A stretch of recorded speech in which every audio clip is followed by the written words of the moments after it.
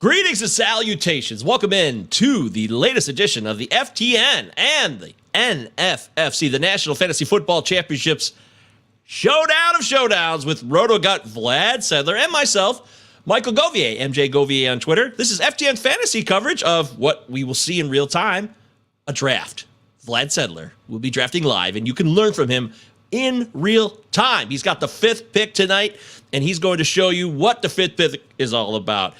Vlad, how hyped are you for this Wednesday night Midnight Madness? Yeah, it's a Wednesday night Midnight Madness. So a little bit, it's got a different feel than a Friday night live stream for sure. I feel like I probably might be a little tighter in my decision making, and I'm drafting from a new region.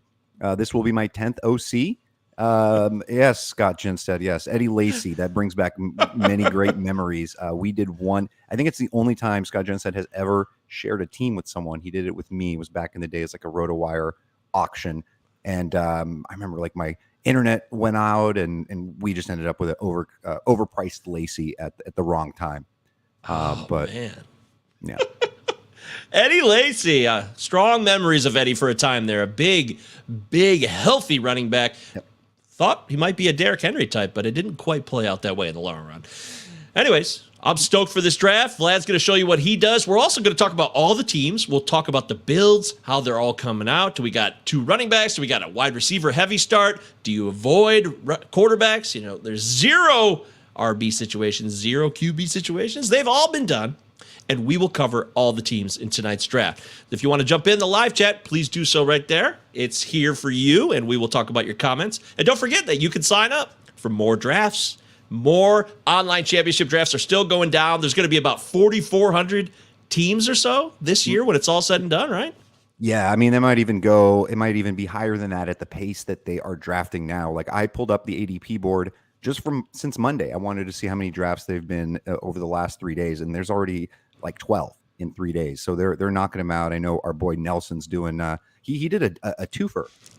I don't know. He did 2 drafts at the same time. So, which is pretty crazy. Like I can do some, best balls that way. And I probably could pull it off. I don't know if I can do that while streaming and building the roster that I would really want.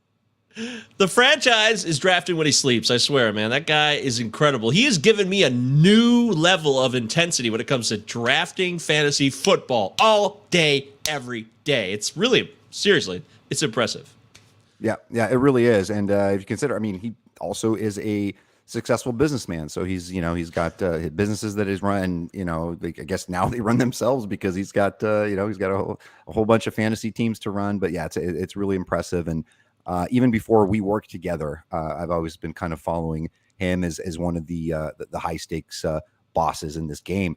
As a matter of fact, and I guess I kind of outed him before asking, and I think I just threw it out there. It's like, oh, Chad Schroeder is going to be in our draft, and he was cool with it, of course. But probably should have checked with him first. But there he is. Excited sometimes. Yeah, there he is. But yeah, he's drafting from the one hole. He's actually the number one all-time money leader in the NFFC. Usually gets his mojo flowing, his starts going a little bit later, but then he's a draftaholic. So Nelson's drafting a lot of teams. Chad's drafting just as many, if not more. So luckily I'm a little away from him at the 5 spot, but I'm sure there'll be a little bit of sniping here and there as well. That is bonkers. Wow, that is incredible. Here we go. It is officially time to start the draft. And it has officially begun. The board is open. You can follow along here with us. Make sure you subscribe to the FTN YouTube channel, by the way. We got more of these. If you want to see other versions of Vlad's drafts, of Nelson Sousa's drafts, I've co-hosted with both of them on previous streams, and you can see how different builds come from different slots. As Christian McCaffrey starts the proceedings. Yeah, this will be a little different for me. I have not had a 5 pick yet. Mostly drafting from the 9, 10, 11. Obviously, I think I told you and tweeted about it that the draft filled overnight. I did not get a chance to set my KDS, which is kind of breaking my own rule, is you kind of set it right away when you register for and buy a team. That's what I should have done, but that's fine. You need to mix it up a little bit. It's going to be a little bit of a different build.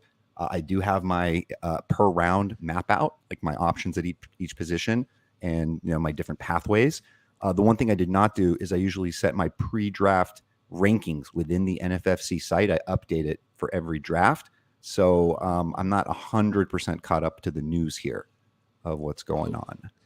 Well, I mean, go ahead. So Sorry. I was thinking there's a chance that Cooper Kupp was going to fall to me at the 5, being a semi-volume, mid-range volume drafter, and already having some Austin Eckler and considering some different types of builds. I'm going to switch it up, and this is my 10th draft, but this will be my first Jamar Chase, and that's where I'm going to go.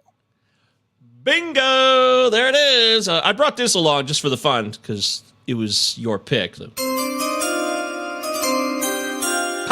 There it is. I like it. Yes. Team 7. That's for Team 7 now. You're on the clock. And also, I'm aware of Team 10. Did you know that Team 10 outed themselves on Twitter earlier? I didn't know this person, but now I know who he is, and he's excited to draft live with us. At Bounce Back Athletics runs a website. His name is, we call him Joe G. So we got Joe G in the house, and then also another gentleman who allowed us to out himself in this draft is Yahoo legend, San Francisco local native. It is Mr. Dalton Del Don. So he's drafting at the 11, and he'll join us one of these days because we draft in a lot together. These NFFCs, I'm able to get him to come draft with us late night. So one of these weeks we'll have him come in as a special guest. Del Don is in my main event league in baseball, so we have been competing all season long. $555 on Josh Lowe. That did not work out, but he is ahead of me in the standings, so it doesn't matter. Yeah. It's and what's crazy is I think a lot of people know, those that play NFFC. The fab is even more aggressive, especially early on in the season. People aren't afraid to spend the big bucks. For example, some of the drafts I've done in July, Isaiah Pacheco is available, and obviously Isaiah Pacheco has a much higher ADP over the last few days than he did in the previous week. And obviously, if he's sitting there in a draft that you did from July, sitting in your fab board for week 1, chances are someone's going to pay the big bucks. That is, unless, of course, things change between now and that bidding period, and you see that the Chiefs end up keeping Rojo, Ronald Jones, and McKinnon's got a prominent role. And then if Pacheco does kind of move to the wayside, as rookies do sometimes, then maybe that stock falls a little bit. Yeah, don't forget that at FTNFantasy.com, we got all of your fantasy needs covered. Vlad, VDP, right? That stuff's amazing. I mean, I think so. It's my own stuff. It's basically my Vlad's draft position, my rankings. Actually, just put out last night. It took quite a bit, but it's basically a breakdown of the tight end position in its entirety, the history of tight ends with NFFC over the last few years. Just talking about how there really isn't a high barrier of entry to being a back end TE1, meaning a tight end, 8 to 12. Like in 2019, for example, Kyle Rudolph only scored 30 points, PPR points with only 300 something yards. And he was a tight end 1 technically. So he was the tight end 12 overall that season. And then, Hunter Henry, Mike Gesicki, Noah Fant, these are 3 guys that pop into the top 12 every season, but they rarely crack that 150 point mark. So they're usually at 11, 12 PPR fantasy points per game. So kind of broke that down and talked a little bit about the canvas of tight ends in general and where, Kelsey builds can work out for you, or where perhaps going in for a middle round guy might work, or a late round guy. Well, I got to tell you, that article was really interesting, and I strongly recommend you guys all check it out if you're not signed up, ftnfantasy.com. All right, so we're moving in here to the second round. We had a couple of comments. Jay says, you could out me. I'm pick number 9. All right, yeah. That's a pretty traditional start there with Devontae Adams. Usually goes there at the back end. I've seen Devontae go as far as 14, 15. I got him 15 in one of my leagues. It's a good spot for him. I have no issue. Kamara obviously strong. Had Kamara fallen to me, I would have been a very happy camper. Yeah, no suspension for Kamara this season. It appears to be the case, which is good news, especially if you drafted him earlier and got a value play. Vlad's about to be on the clock here. He's team number 5.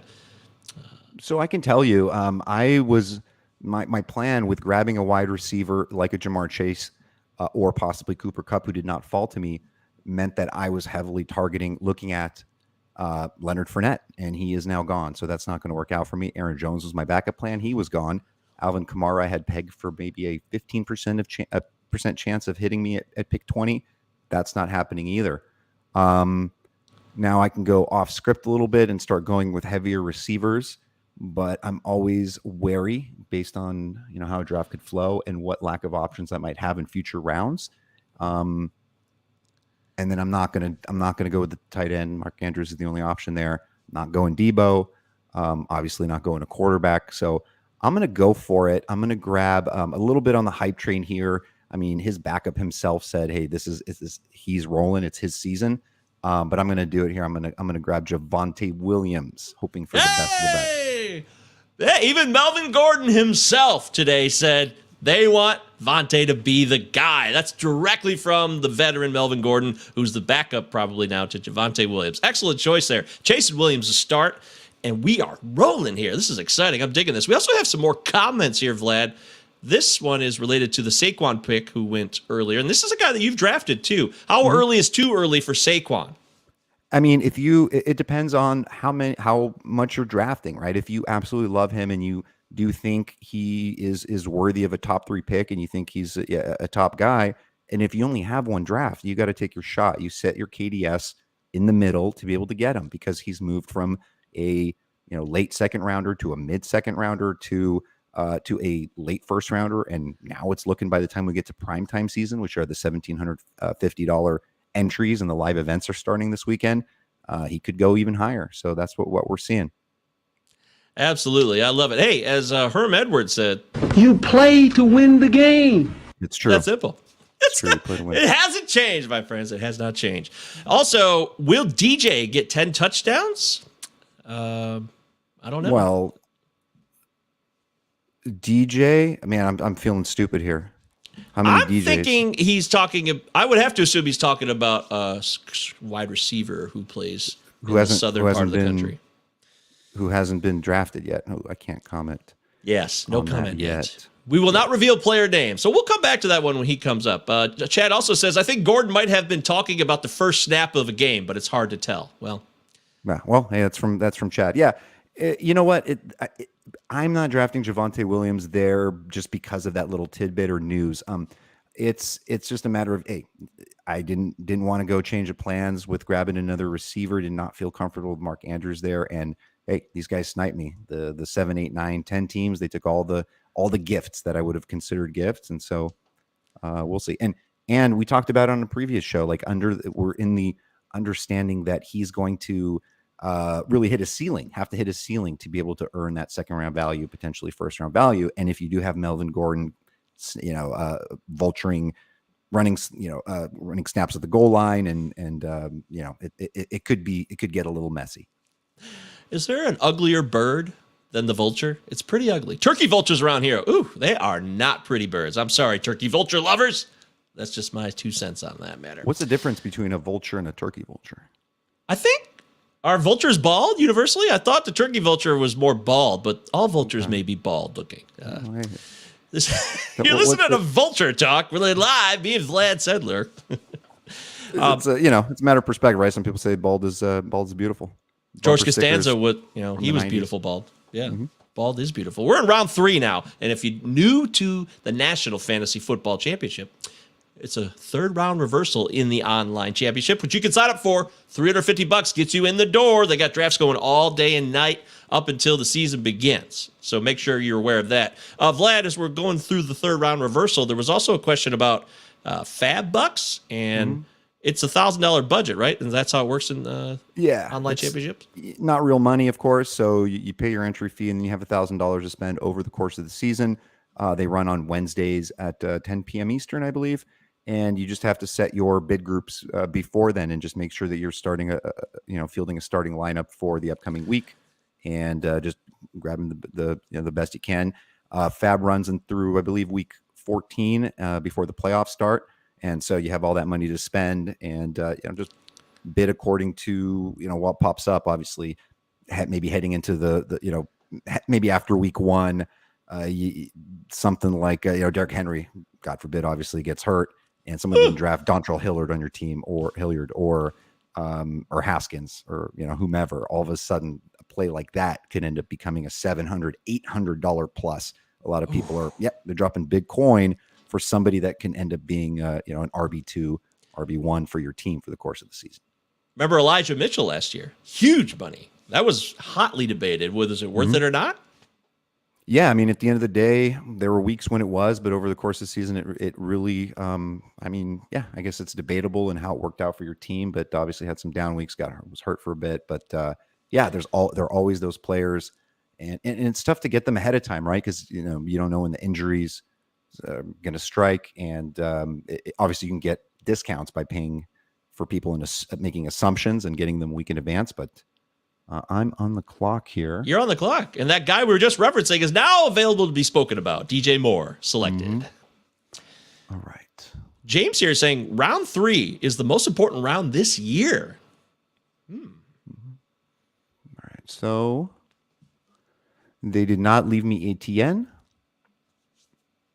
And I'm looking at a couple of receivers I like here. I got a nice board. This is a pretty... I don't want to say chalk draft, but it's a sharp draft, a room for sure. There aren't going to be a lot of gifts given out here.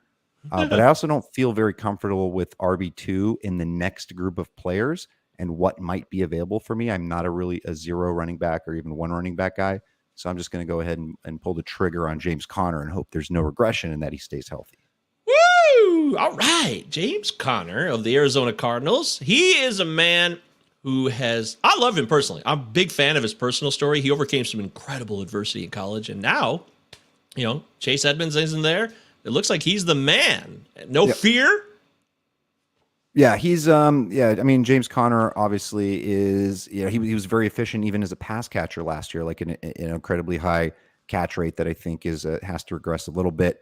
But I think he's somewhat polarizing. I think there's some people that just can't get in on what happened last year, and that's why you're seeing a wide variance on his ADP. You've seen him go as high as 29. I think I've seen him go as low as like in the 40s.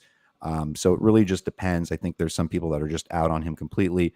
I had been out on him there for a few weeks there, but I'm back in. I'm not really seeing any threat from Darrell Williams, Benjamin. Benjamin looking like he might kind of take that number 2 job, but just sort of be a change of pace guy. James Conner's going to be in there a lot. I do think the fact that they're going to have a full set of healthy wideouts, especially when DeAndre Hopkins comes back after week 6, meaning James Conner may not score as many touchdowns as he did. I think that's a pretty good assumption, but could still have a nice season, earn 2nd, 3rd round value. Well, look, as this round wraps up, round 3, live NFFC draft currently happening. RotoGut, Vlad Sedler. Follow him on Twitter at RotoGut. I'm at MJ Govier. Govier is in Victor, IER.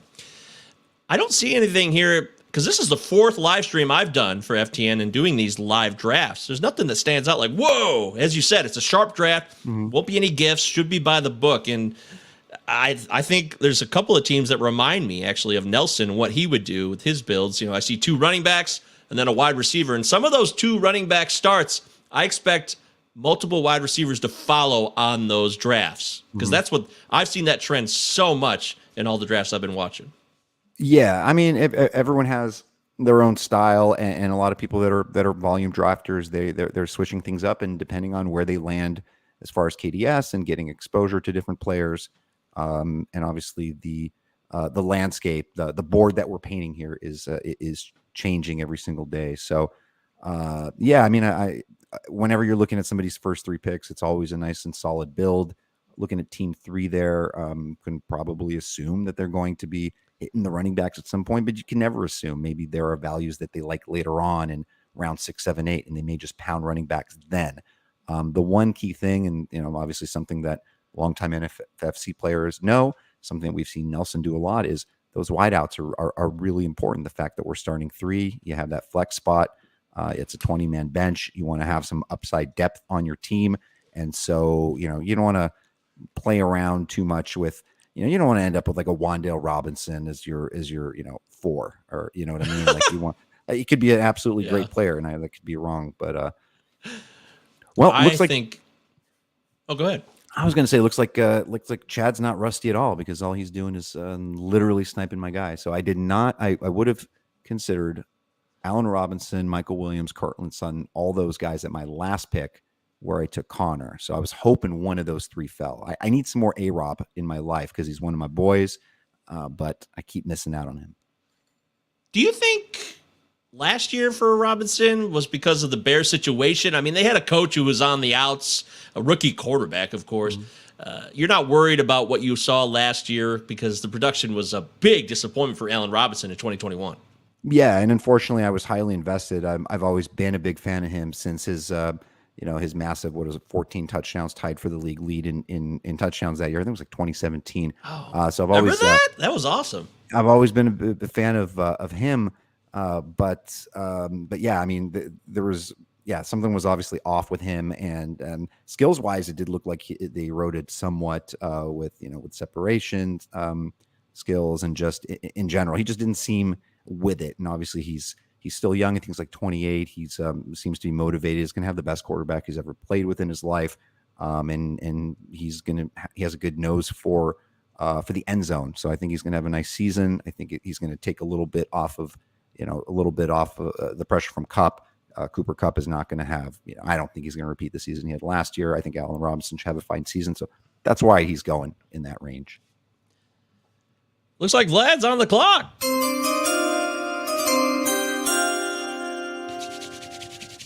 All right, let's see. So we got the two running backs. We got some receiver options. I'll tell you what. And so there are receivers. Can't buy into Robinson this year. Buzzkill. Yeah. There are receivers that I like in this range, and obviously I would like one here, but I'm going to have a receiver who is actually playing another position. His name is Kyle Pitts. So that's who I'm going to roll with. That's his max over Clever the last week as well. So, or tied for the max. So I'll take it.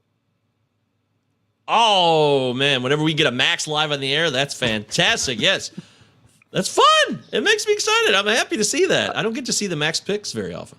You know who I love is the Kristen Wiig from Saturday Night Live plays the target lady. Like whenever somebody comes through the thing and she, pays something and she swipes their card. Yes. No, I like that a lot. Kristen Wiig, seriously, I'm not exaggerating. Top 5 all-time SNL performers. Absolutely. I'm serious. Yeah. Top 5 all-time. That was why I was, I haven't watched Saturday Night Live in quite a while, but during that period of time, that was the reason why I was tuning in is for her skits. So funny. And that's what people came Josh for. Allen, first quarterback. Yeah, they come for the quarterbacks. And they stay for the skits. And for the soundboard, which I like, a nice little addition here to the show, keeping it fresh. Yeah, I mean, that's fun. Josh Allen. Hey, this is the range. Got to take a quarterback at some point. I think in this format, you see people kind of play chicken with the quarterbacks and kind of project where they can grab the guys they like. But many people aren't just locked into one, especially those playing in this contest, and they have a plan. And people don't necessarily have that desire. They're like, oh, I have to stack or I have to pair my quarterback with whoever my receiver is. It's nice. It's a nice to have, but I don't think a lot of people are necessarily thinking that way. What's funny is you said it's a shark draft. There'll be a lot of by the book drafting in this draft, but people are saying you got a gift here. Jay says nice gift with Kyle Pitts. Yeah, I think so. I think it would take. I mean, I forget what I have projection wise for him, but what was I going to say? You know what? It's going to be hard to see him. I mean, if he pops in as the number 1 tight end, I mean, bless him, bless my team. That would be fantastic. I have all 3 of those guys with 230 plus points in PPR. I don't think we'll see a 313 point PPR season like we did from Travis Kelce two years ago. He scored 255, I think, last season. But Mark Andrews was the top tight end last year, and those two will probably stick to the top of crazy things happen every year. Kyle Pitts is going to be very heavily used. And then who knows about the quarterback situation, right? I mean, what do you think? I mean, how long do you think what do you think of Mariota? How long do you think he can hold that job from off of Desmond Ridder? I'm excited about it. Believe it or not. I think that Arthur Smith, who was at Tennessee, he was around coaching, Mr. Mariota had his best season. He threw 26 touchdowns and 9 picks, 2017, I believe. And he was really, really good. He was a solid player. He won a playoff game. Marcus Mariota is not the afterthought, in my opinion. I like him as a deep play, someone as a backup if you need a second quarterback, especially because he can still move and use his legs. And I think Arthur Smith knows how to get the most out of him. I'm in. I'm interested. Yeah. I always kind of root for him. I like the guy. I would like to have them see some success. I think the defense is going to be a little stronger. Maybe they kind of stick in games. We did see some surprises last year. I think there were a lot of ball games last year where you would just assume a blowout, people betting on whatever the other team was and just, taking the favorite, and they'd surprise and cover the spread. So, and then other times they'd get blown out. Dude, do you remember that game though versus the Bucs with the Falcons? Matt Ryan, former quarterback, he threw 2 pick sixes in the fourth quarter to the same guy. It was amazing. I remember. Yeah, So I mean, Mariota will do a little bit of that, I'm sure. That's kind of just the nature of the beast. But it was interesting hearing Drake London mention that he liked the way the ball came out of the rookie's hands. So that's not exactly something to look at. That's good, thank you, because I get off track here. And I know. I thought it would be very helpful for you, actually. This isn't, I always say how it's a little tougher to stream while drafting, but it also sucks to just get your queue completely obliterated because, I don't love it here. I've got my 2 running backs. I'm not going to grab another one here. And then literally I was looking at one of Juju, Michael Thomas, Elijah Moore, or Marcus Brown and Judy, and all those guys are gone. So I need to go into the secondary pool. How are we looking on Godwin? He's still going to be. Do you think he's going to be good for week 1? Well, I better make a quick decision. Maybe it looks promising. But yeah, that's good. I go elsewhere. That's going to be my pick. Yeah. Are you going to go for it? Okay. Yeah, because it's a 20-round draft and get some depth. And the fact that I grabbed a tight end, meaning I kind of really need to hit the receivers. And this next group of guys, I don't necessarily feel all that comfortable with as my number 2. A healthy Godwin, even if it starts in week 4 or whatever, I'm much more comfortable with. ADP of 55 since Monday, with a wide spread for Chris Godwin on the min-max. Min of 38, max of 67. Mm-hmm. The min makes me feel a little better, which is nice. Yeah, you should. I thought for certain you would. Well, you couldn't take your guy because you got. Did you get sniped there? Did you get sniped? Where? Oh, well, I mean, I did technically because I had the other 5 wide receivers. I literally just would have been happy with any of those 5. I had a specific order to them. But yeah, and Godwin would have been the backup plan. There wasn't any other receiver there that I would have been excited about. And then I've done the 2 tight end build before and actually won a league in an OC this way. But this was a different era, and this was when the Patriots had 1 unnamed, but 2 amazing tight ends, and I actually hit them both, and it ended up working out. That was a monster season, but that's very tough to replicate, and you put yourself in a tough situation. Then you're going to be streaming your wide receiver 3 all season and could guess wrong every week. The 12 personnel, that became very popular thanks to Tom Brady and the Pats back in the early 2010s. I'm looking at Team 11, by the way, and I called it. I just want to be clear on this. I'm starting to really pick it up. Team 11 took 2 running backs, and then it was 3 straight wide receivers. I called it right away. That's the build I'm seeing from some of the sharper minds in these streams and in most OCs that I've been familiar with since draft season started. Yeah, and I'm bugging on Dalton's Team 10, right? I believe so. Yeah, I would have. No, he is. No, that's Joe. No. That's Joe. That's Joe. Yeah, Joe's been doing some sniping. Dalton is the team you're referring to, and he said he's fine with us, telling him that's his team. So obviously that's a fantastic build. But I would have loved to have Rashad Bateman fall to me. I'm a huge fan of him this season. But yeah, Joe G got a good one there. He's got a really nice build there as well. He's got 2 Bengals on his team, so I'm going to be directly rooting against him because I want all my touchdowns from Chase. That's right. Also, this is just a shout out to you from James. Thanks for the JP Sears pickup call, Vlad. Heck yeah. Let's finish the 2 step strong with another strong start. What's up, James? Let's go. Love what Vlad offers. RotoGut's the best. Vlad's the man. We're live here. We got a National Fantasy Football Championships 12-team OC, $3 to $50 buy-in. You want to get in there now. I dropped the link in the live chat. NFFC is where it all starts. And of course, if you want to win your league, you use the FTNFantasy.com. Go there, get a package, sign up. You can get straight info, straight rankings from Vlad. Of course, Ratcliffe, the master himself. I mean, there's so many people here at FTN, and I'm not just shilling. Since I've joined here, I've really been impressed by the structure and the talent here. I'm going to do better in my own leagues because I'm more connected to FTN now, for real. Yep. And no, it's great. It's a really fun team to be a part of. And yeah, we're just the beginning of the season, right? We're just in draft season. This is a big fun part. Then the tilting begins. Then, then the players start playing and people start getting injured and we start cursing at our TVs and throwing remotes and all that. So it's the nature of the beast. And there's a ton of, if you like DFS too, if you're not a season long guy, there's tons of that available.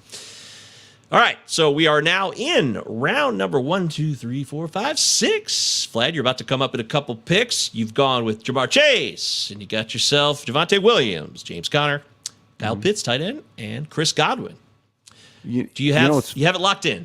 Yeah, what's funny is no, I do not have it locked in. This is one of those drafts that maybe if I was on the stream, I don't even know if I would be more locked in if I wasn't on the stream, because when you're getting sniped and you're having to take secondary options, your contingency plans kind of throws you off a little bit, right? You love to be, when I got the Eckler 11th overall, and I was excited about that. And that just kind of set the trend for, Eckler with Barkley and then in the second and, things like that.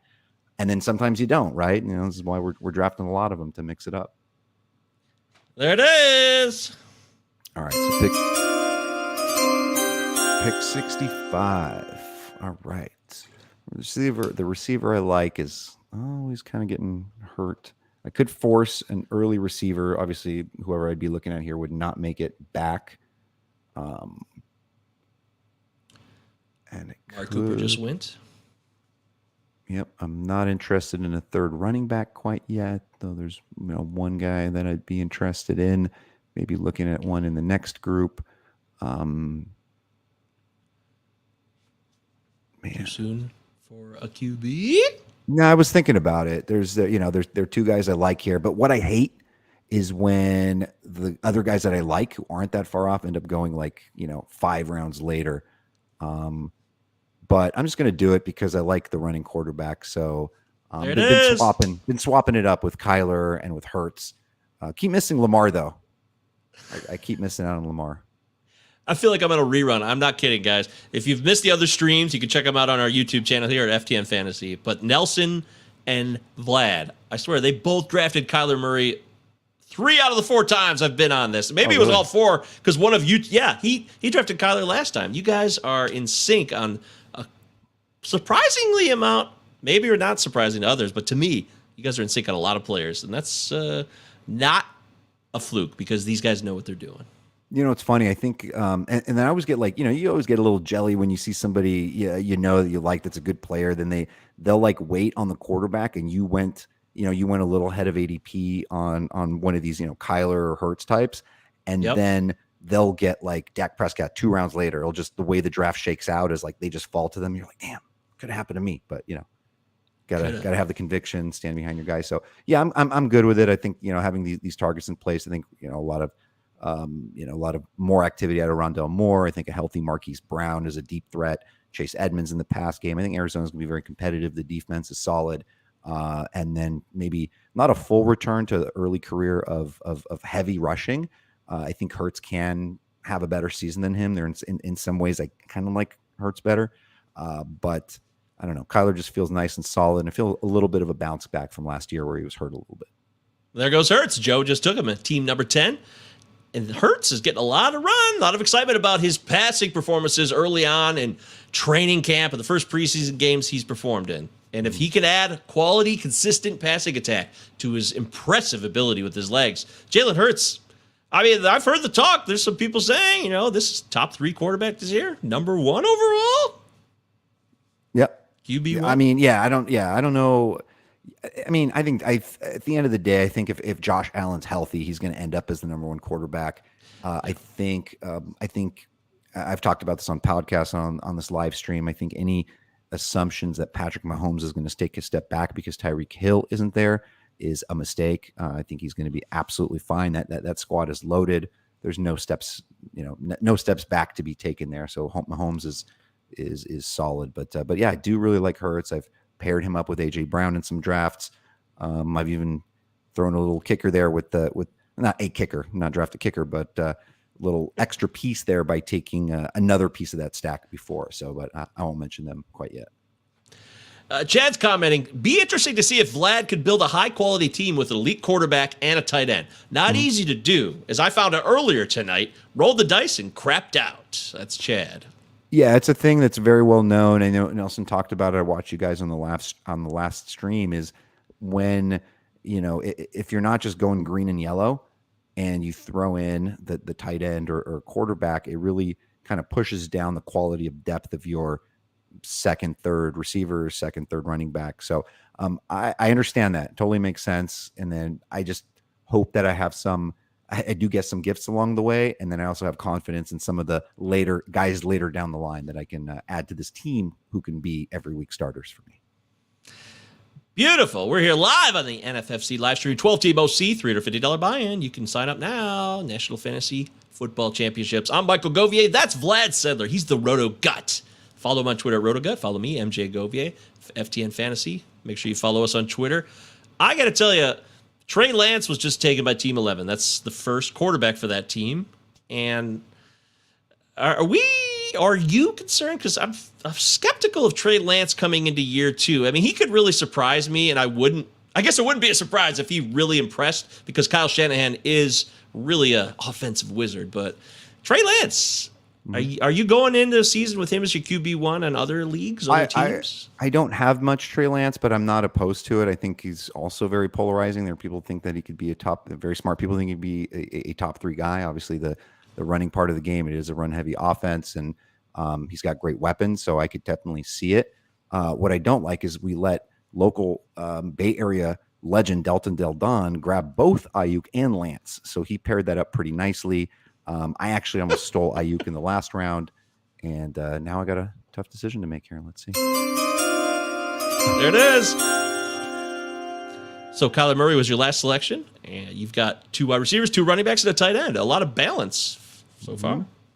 Yeah, I had a baseball podcast earlier today, the FTN baseball podcast. So I did not have time to really look into some of the injury updates as much as I would like to. There's a running back I'm intrigued by, but I only have two receivers here, so don't necessarily need to pop that quite yet. But I got another pick at 89. Got my QB. I've got my tight end. All right. Let's see here. Not a lot of yellow. 10 seconds for Vlad Sedler. Oh, really? Okay. 5. Here it comes. Up against the wire. Hey! All right, Chris Olave. New Orleans Saints. Do you like Olave better than any of the highly hyped wide receivers that came out of Ohio State, like Garrett Wilson, of course? I think, so it's obviously Olave's in a much better team context, I believe, even though obviously Winston has some issues himself. But I don't know, the kid, Zach Wilson, obviously he's hurt. I think there's some issues there. I think Garrett Wilson. Great tweet by you this week, by the way. Great tweet. You guys missed out. Go. Yeah, I got one of our amazing graphics guy to put Wilson's face on the Sam Darnold out indefinitely thing with a mononucleosis, and I had my friends tell me, bro, the mom jokes with Zach Wilson are played out, like that's not funny. And then other people, like John Fish, loved it, but John Fish may have just been just being nice. So I don't know, wasn't that popular, but hey, few people liked it. It's all that matters. I mostly tweet for myself, I guess. I thought it was funny. So, hey, that's all that matters. But yes, going back to the situation there, Wilson will be out now. It's not. I remember on last week's stream that I love when people freak out initially because you see an injury and it happens in real time. Me and Nelson were on last Friday night, and Wilson had done his juke and supposedly he got hurt. But people are like, "Oh, it's over. It's ACL," but it's not that bad. So I actually think, regardless, I don't see a huge difference between the Saints offense and the Jets offense this year. I really don't. Talent-wise, I would say that. I mean, yeah, okay, so obviously, there's no Sean Payton in the mix, but I do, because it's still the Kamara and Thomas factor. I think if Michael Thomas wasn't back and he wasn't healthy, and Obviously, if he's not going to be healthy, there'll be some issues. Or if Kamara is suspended, perhaps there'd be an issue there. He's not going to be. But other than that, I think they're, I think they're going to be just fine. And they have a much stronger defense, I believe, as well. So I do like New Orleans better.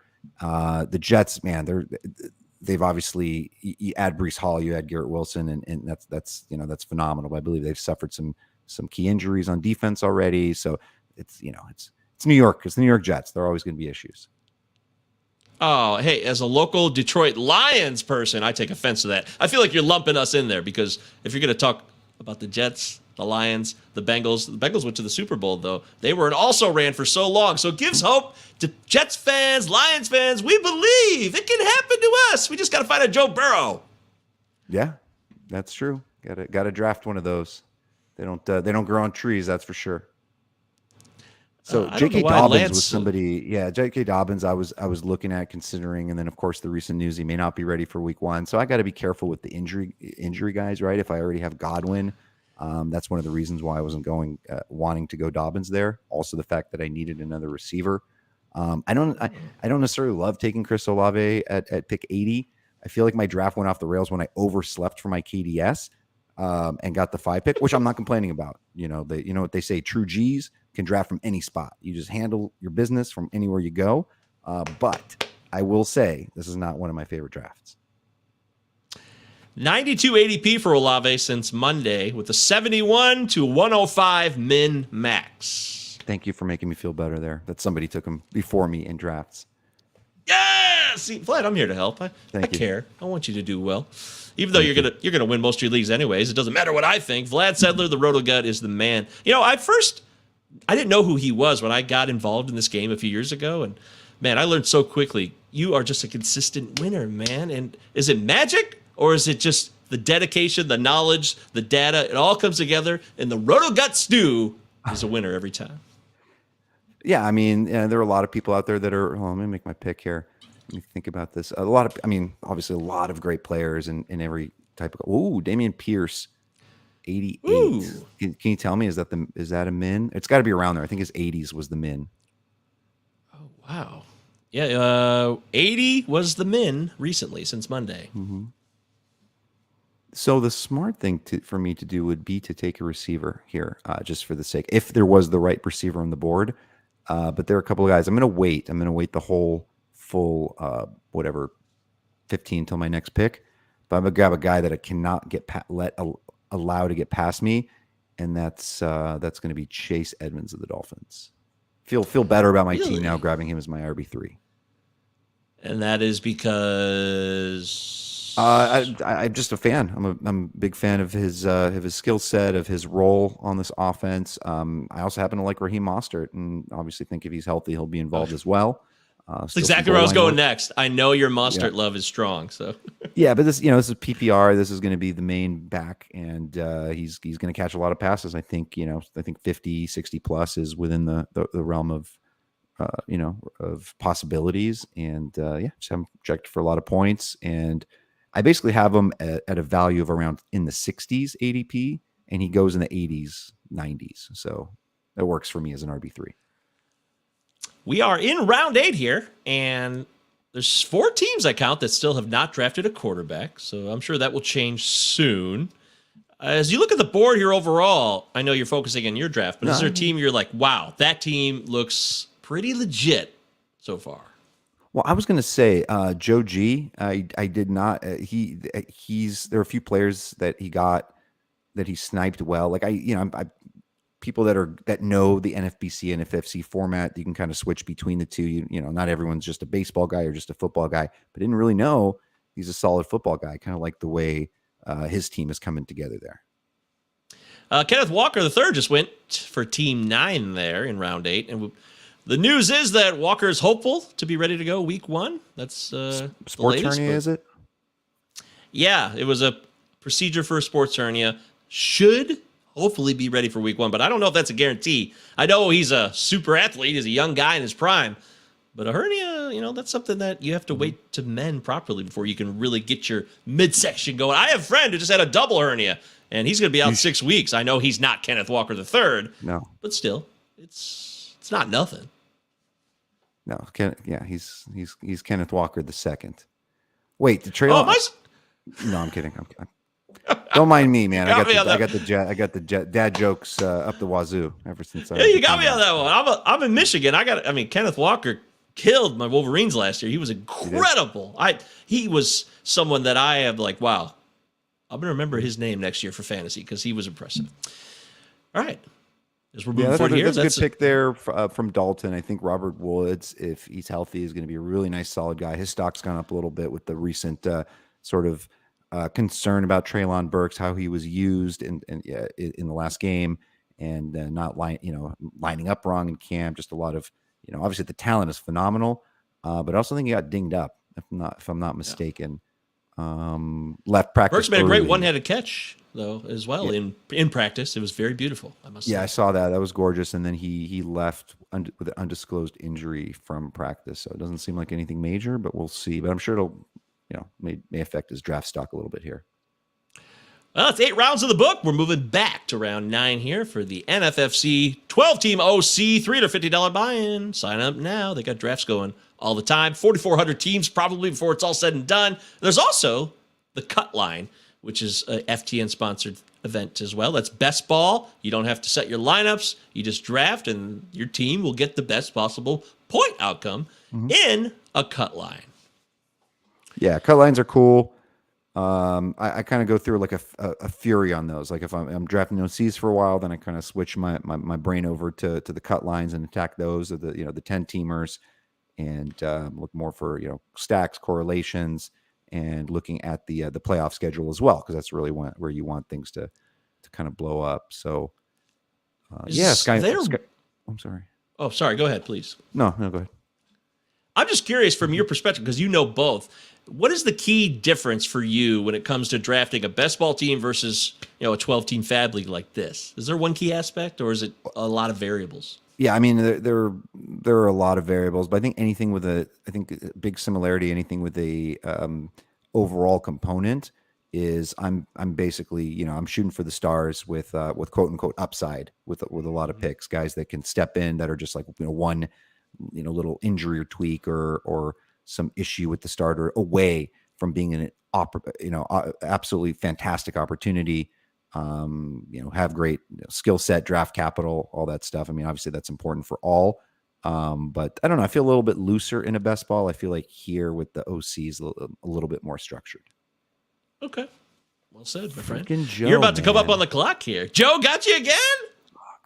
Yes, because I wanted to pair Kyler Murray with Rondell Moore. I thought that would be fun since you're buzzkill, Joe. Stop ruining Vlad's plans. Who invited you, man?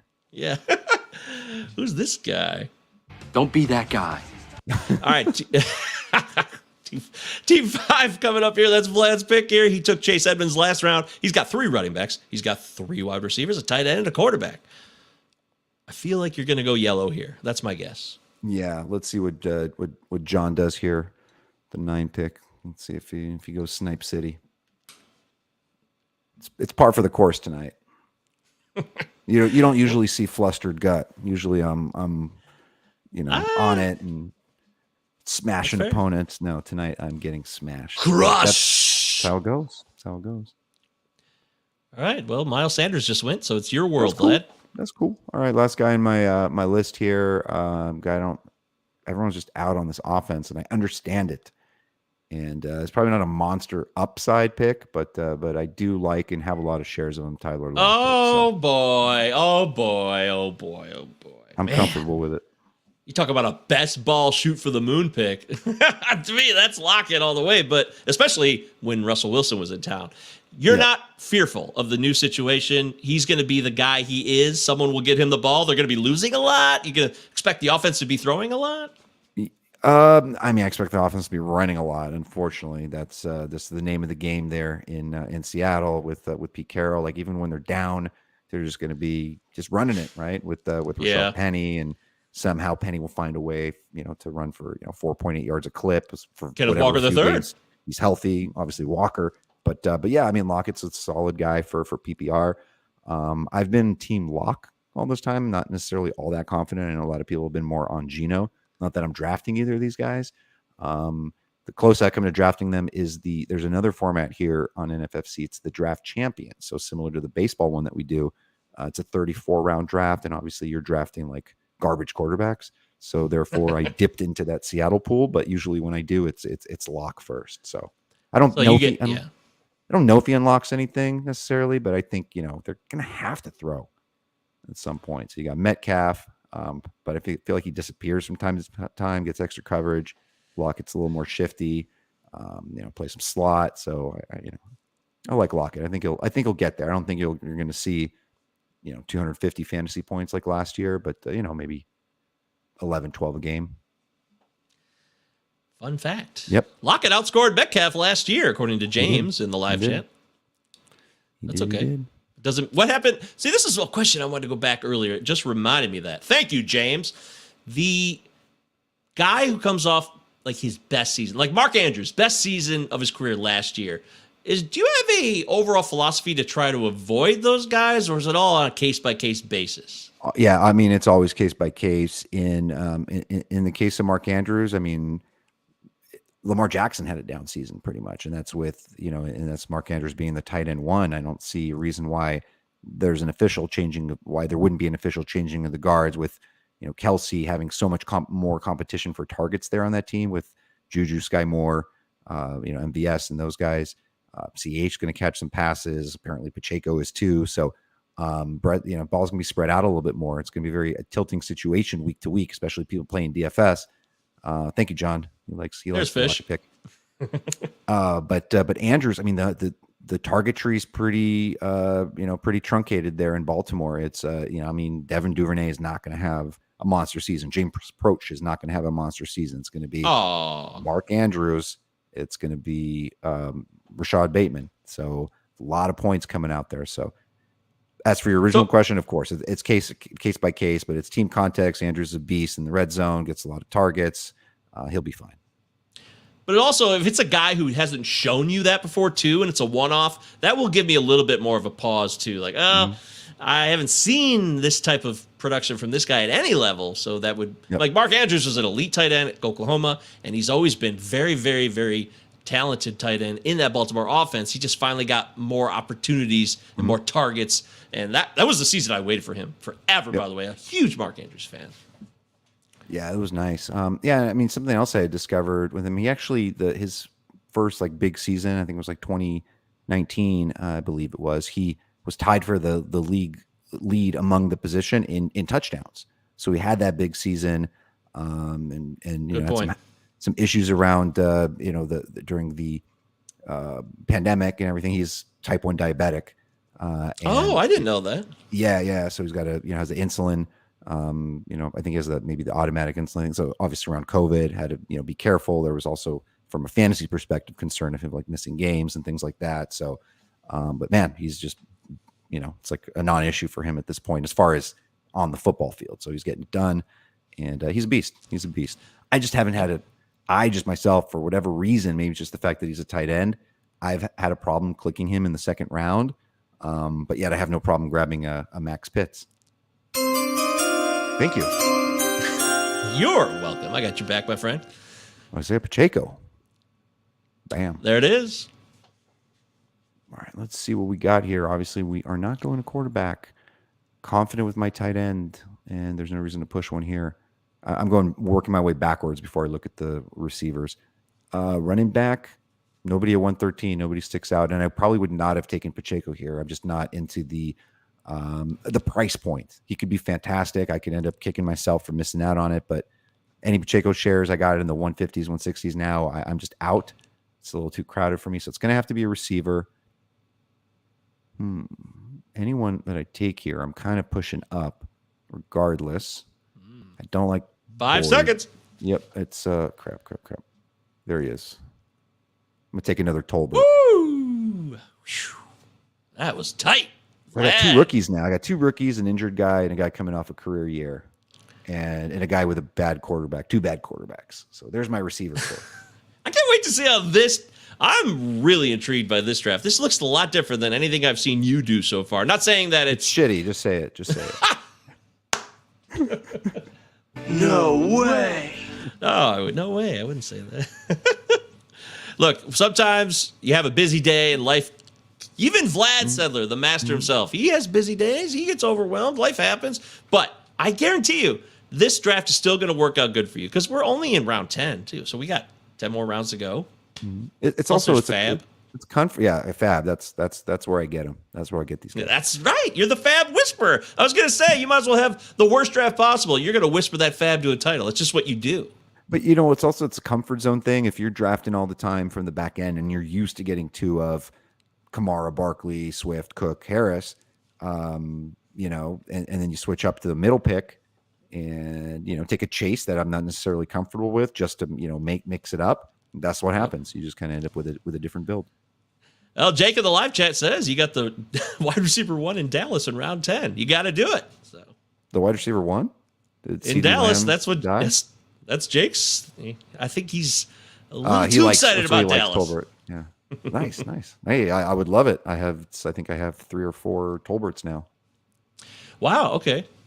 Yeah, I want to ask you about your shares too. So I assume you're always about diversification too. You don't want to be too locked in on one guy, but there's going to be exceptions too, right? Is there a certain guy you're like, I want to have him no matter how many times I can get him? Yeah, for the most part, obviously the later you go in the draft, the better you can sort of ensure that you get those guys. Of course, you're essentially a victim to the draft slot, right? It depends where you end up picking, but I do have a lot of Barkley and Swift. I have a lot of those guys because I have been drafting from the back end. I feel comfortable with them. I like them very much. So it's nice when you have exposure. There's the two sides of the coin, right? I mean, if one of those guys get hurt, then I'm in a tough pickle on all my teams. But at least they can all, we can handle the problem together. You know what I mean? This is head coach Vlad Sedler on his draft tonight. We couldn't do diddly poo offensively. How do you know when to, man, I just don't know that world, man. I just don't know how you know when to press these buttons and where those buttons are, if they're even buttons. I don't know any. They are buttons. They're very colored buttons, by the way. The Rodecaster Pro. For those of you out there who are interested in podcasting and streaming, a fine device I strongly recommend. In fact, Rodecaster should sponsor me. Yeah, you heard that, Rodecaster? Whoever you are. Lock it in. The Rode microphones. This is the Rodecaster. Got it. Everybody, RODE. All right, round 11 live. Vlad Sedler, RotoGut, myself, Michael Govier, FTN Fantasy, in association with the National Fantasy Football Championship, 12-team OC. We're going to do a couple more rounds here, and then we're going to skedaddle about two or three rounds. Yep. Sounds good. And then I can focus and hopefully take it down a little bit. It's a nice pick. Also, there. we got a draft Friday night too. Me and Nelson will do another live stream Friday night at 8 p.m. Eastern time, right here, same YouTube channel, same situation. So if you want to get more from Nelson, who drafts every day, be here 8 p.m. Eastern time Friday night. Yep. Yeah. That's always fun. I watched your guys' stream last Friday, so that was pretty good. That was a good. Oh, Nelson team was great. He built a really good team. It was a great team, but he talked about everybody else's team in the draft and really broke it down. So you can learn a lot, not just from what he thinks of his own teams, but when he looks at other builds. Nelson Souza, he's the man. Follow him on Twitter at _franchise12. Look at team 4 there. It's all yellow and green. So receiver, running back, 4 receivers, 4 running backs. That's some pretty coloration there. Two teams left. Yeah, team 4 and team 8 with no quarterback yet in round 11. But he's on the clock, or she's on the clock right now, so could happen right here. Yeah, there's 2 different worlds there between Brian Robinson, the incoming rookie, and Cordero Patterson, who I think a lot of people are just like, if they click on him, I don't think it's because anybody loves him. Like, okay, I'll take him. He just kind of fits that mold of somebody that everyone expects to regress. And just expecting less touches and snaps. Of course, with Tyler Adjia there in the mix, who wasn't talked about very much. Kind of like the guy you replaced. What's that? It's kind of like the guy Cordero replaced last year. Mike Davis was signed to be the guy there, and then he faded after having a big season the year before. Yep. All right, so let's go here. We're good on the quarterbacks. Not taking a tight end. I'll glance at receivers for the heck of it. I'll want to build some depth depth here as well at some point. Let me make sure, see if I need to.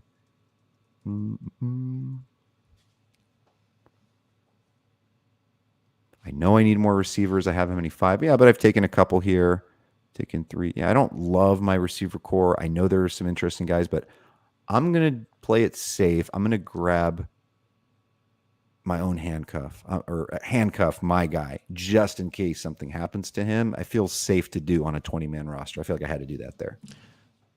Melvin Gordon goes, you got to back up your guy, Javonte Williams. How often is a handcuff something you're thinking about? Is it something that kind of comes up depending on how the draft plays out? Or are you thinking there's a certain guy that is much more of a valuable handcuff than maybe other running back handcuffs?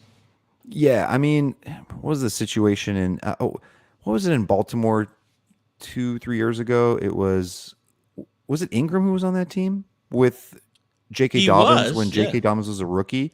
Yeah, so those two. I think that was right. Oh, yeah. Okay, yeah, yep. Yeah, so they had ADPs very similar to one another. They were both in the 50s and 60s, and those are situations I avoid. If you have guys such close in terms of draft capital and it's really sort of 50-50, people don't really know, the market is basically saying, I don't know what's going to happen here. That's a tough spot. I like as much separation as I can get from my guys. For example, if I have, Christian McCaffrey, I personally think Dante Foreman's going to be the backup. I know this last game kind of showed Chuba Hubbard getting the early snaps. I think Foreman's more talented, fast. I just think he's going to be the guy. So I will usually back that up when I can. I think there's certain guys you almost kind of have to do that with because you're really screwed, right? Like if you have Dalvin Cook and he gets hurt and you don't have Madison, you better hope you have some depth there with your running backs to be able to bring it in, as opposed to just being very easy.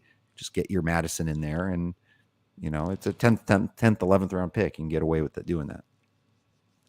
Yeah, that was the 2020 Ravens. Mark Ingram, Dobbins, Justice Hill, Gus Edwards, of course. The man who never leaves, Gus Edwards. He'll always be there. The man who never catches passes. The man who they love him in standard leagues. Sure. Yeah, he's a classic in standard leagues. Team 4 took their first quarterback, by the way, this round. Tom Brady went off the board. And that was after 4 straight running backs from round 7 on, with Josh Jacobs and Pierce, as we mentioned, and Kareem Hunt, who might be unhappy in Cleveland, and then Pacheco. Yeah. Dernis Johnson would love for Kareem Hunt to continue to be unhappy in Cleveland. That's for sure. Round 12 is officially underway. Team 1 back on the board. Khalil Herbert. Now, Khalil Herbert, to me, came out of nowhere last year. David Montgomery, who does what David Montgomery will do sometimes. He gets injured. And Herbert was a nice little boost there. There was a couple games there where he was a nice fab pickup last season. Yeah, I mean, it's funny. I mean, David Montgomery is like the most disrespect. Actually, there are a lot of running backs in that range that are disrespected, I think, like Miles Sanders. I know what you mean, Gibson, though. And it kind of. But he's just, just one of those guys that he's not really that bad of a real life football player. Caught a crap ton of passes last season. He just ran for, what was it, like 3.5 clip or whatever behind a crappy O-line, a bad team. And they were rarely ever working with a lead. So it's a tough spot to be in for him. But I don't think there's much of a talent difference between him and Khalil Herbert. So it would make sense for Khalil Herbert to get in the mix and get a lot of action. Oh, this is my guy, TJ Shark, my local Detroit man, my wide receiver who signed a 1-year, $10 million deal. He's going to go off this year, and then he's going to sign a big deal somewhere else in 2023. I like DJ Shark. Yeah, it's crazy. What's nice is when you start drafting earlier, you start drafting in. I don't go too crazy. I start in July usually around the All-Star break, but it's nice to get those deals, right? So I was grabbing me a lot of Shark in the 150s, 160s. So you almost feel kind of good when you see him, going higher than that. Yep. Thank you very much. I think so. So at the end of the day, it looks like I will not have anyone to pair with Kyler Murray because I'm not going to be drafting AJ Green later. Okay. But let's see. I think I had a AJ plan Green loves here. the Bengals, by the way. Yeah. That's what I hear. He hated it there, and now he loves Cincinnati. He has all these comments this week about, I love the Bengals. They're amazing. So while we were chatting, even Isaiah McKenzie is gone. I was like, for sure, I had him pegged here. So Isaiah McKenzie is gone. Wow. 15 seconds. RotoGut on the clock. Round 12.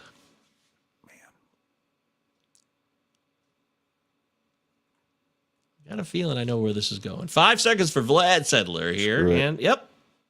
You thought that? Well, I thought wide receiver, but I can't say I can take credit for the exact player you were going to choose, but it was pretty clear to me it's wide out time. You're peppering in running backs here and there in the later half. You got Edmonds and Gordon over the last 5, and you started early on, of course, with Javonte Williams and Connor. So it makes sense that you're still trying to.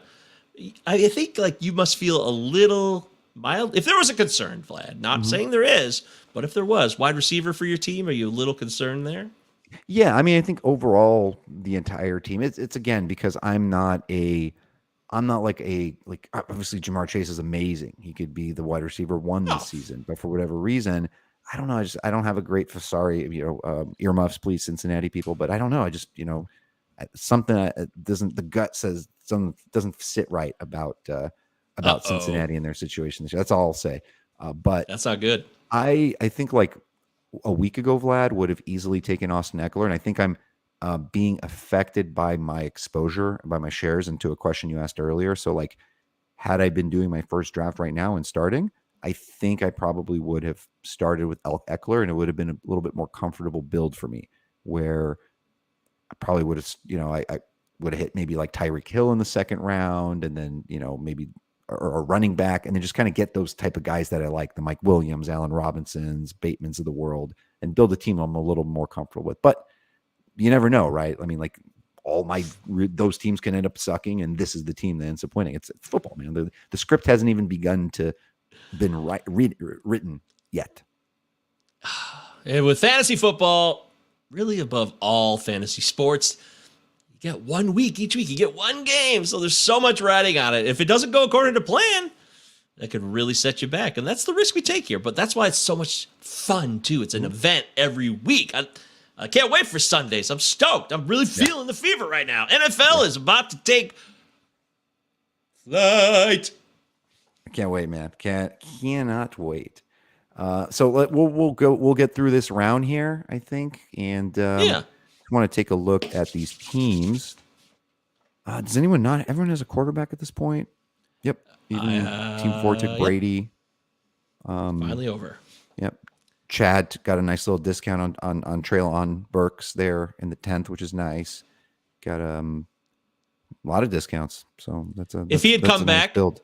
Would you have taken Burks over Tolbert there if Burks was still on the board? Yeah, I would have. Okay. I would just, through all the, uncertainty. I don't think it's that big of a difference. I think, obviously Dallas's offense is in a much better place, and so long as they don't sign like a Will Fuller type, Jalen Tolbert has, really solid potential, but he's been slipping a little bit. So I haven't really read any news on him. So there must be something out there in the world that has got him slipping just a little bit. Cause I feel like he was going in the 100, 110 range. And now I'm seeing him go a little bit later. Maybe just other guys moving up. Maybe it's just the Isaiah Pacheco factor. That's probably what it is. Isaiah. Just moving everyone around. Tolbert brought in 2 of his 7 targets for 10 yards in the preseason opener against the Broncos. And that's probably why. Missed 5 targets. Fickle let that preseason overreaction. drafters. Yeah, let that overreaction flow through you. That's going to be a barn burner, by the way. That first game, it's against the Bucks, but Dallas Tampa. That's going to be a good game. Remember the game last year? Wasn't that the opener? That crazy game? Mm-hmm. That was a great game. Yep. Dak was back and healthy. Oh, this is my guy, Albert Akwebunam. My man, I love him so much. I love you, Albert. Nice pronunciation, and he's getting a lot of love. So very, very, very popular pick. Kind of moving up lately. All right, so last pick here. I am not taking a tight end. I am not taking a backup quarterback. So sorry, again, guys, I'll calm down. Apologies. I'm looking at the green. No, you get 1 speed, people. Govier runs it, operates at a 12. You take it or leave it. And this is a 10. This is a 9 for you, I think, tonight. We could go higher. Wednesday. Yeah, oh sure. Yeah, it's 1 a.m. We could go way higher. All right. Man. 20 seconds for the RotoGut here. Last pick we're going to do here, and then we're going to review and say goodbye. Somebody took Osborne too, man. I would have liked that pick as well. KJ. I'm going to get another. Yeah. Did you say KJ? Yeah, KJ. Oh, that's fun. Yeah. KJ Osborne, KJ Hamler. I'll take either one. I like So it. I can work with this core. It's kind of a weird, kind of like a mishmash unit here. But hey, man, it's fantasy football, man. Just do it. This is a very sharp room. It's a very good draft here with with all these players here, and so yeah, we'll go to war with the team we build. Yeah, team. Not team 8. Team 7. I'm interested in. They got maybe the best quarterback in the game. They started with 2 solid running backs, and they peppered in a bunch of wide receivers to fill out that roster. So Team 7, I think, not bad, pretty solid. And they took KJ Osborne was taken by T7 as well. Yeah, and they got a little bit of a deal on Juju. Juju's been going higher in draft. So yeah, a lot of good builds here. Interesting Team 3 with Mark Andrews and George Kittle. So it's one of those situations where you pretty much know who your flex is going to be every week. So long as they're healthy, you just pop in those guys every single week. There's just nothing you can do about it, really. It'd be dumb to sit one of those guys. So that could work. Well, Team 3's locked in on Breece Hall Breece Hall and Clyde Edwards-Helaire, CH, are their 2 main running backs with Hines and Madison as backups. So that's interesting. I think that's a little concerning. If I was that person, I'd feel a little suspect about my running back situation. But somebody could pop in week 1, fab, and you could add somebody who could make a big difference. Yep, and then Chad's probably gonna hit. Actually, I won't say what I think he's gonna do. Never mind. This is our first draft together. He won't want to draft with me again if I start out in his plan. But I just have a feeling I know where he's gonna go. So and then Dalton, of course. As always, man. Sorry, Dalton. I know I've sniped you in the past on Brandon Ayuk, and I almost did here, but instead you ended up able to make your Ayuk Lance magic. So that's a pretty good team as well. Yay for Dalton Del Don. Well, there it is. We've done the draft. We've given you a sneak peek. We can't give it all to you, but you can always check out with Vlad and see how he finished strong by following him on Twitter at RotoGut. I'm at MJ Govier. FTN Fantasy, that's where you need to follow and go to the website. We got a lot of good stuff. We got rankings, tools, everything you need. We got promo codes. Can save you a little bit the more you purchase. And I'm Platinum telling 20. you right now. Platinum there it 20. is. Platinum 20, baby. Make it happen. FTN Fantasy is awesome.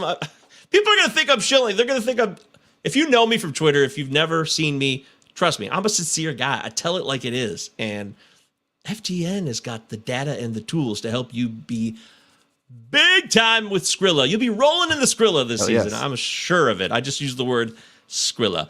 All right, Vlad, that was fun. Make sure anybody else you want to draft, sign up.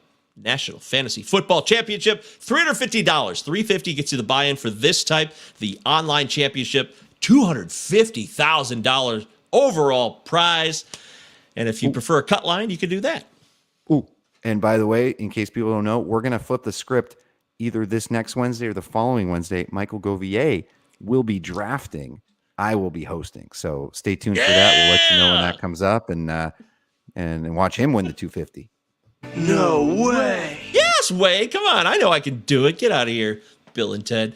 Yes, I'm looking forward to doing that. And then in the meantime, Friday night, 8 p.m. Eastern time, right here on this FTN Fantasy YouTube channel, me and Nelson Souza will watch Nelson do another draft. I'll host. We'll talk about all the teams, all the builds, all the latest news. We'll have more preseason games rolling on Friday as well. It's going to be great. It's going to be fantastic. This has been fun. I hope you all enjoyed it and you took something away from it that you can apply to your own upcoming drafts. For Vlad, I'm Michael. Thanks so much for watching, everybody.